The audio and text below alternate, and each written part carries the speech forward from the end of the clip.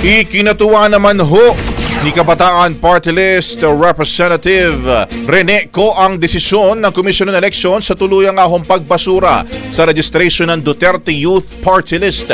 Itinuturing daw ho ng Kabataan ang nangyaring yan bilang malaking panalo para ho sa tunay at makabuluhang representation ng kabataan sa Kongreso. Tinanggihan nga ho ng COMELEC ang apela ng Duterte Youth na baliktarin ang disqualification laban ho sa kanila na nag-ugat sa petisyon ng iba't ibang youth leaders noong 2019 matapos daw hong mabigo ang grupo na makumpleto ho at i-comply ang mga kinakailangang proseso para ho sa party list registration.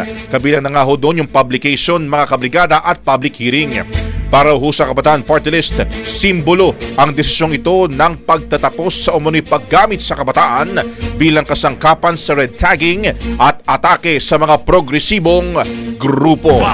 Ang bahaging ito ay hatid sa atin ng Standout ES4 Capsule. Simulang tuparin ang pangarap ng iyong anak. And stunting now,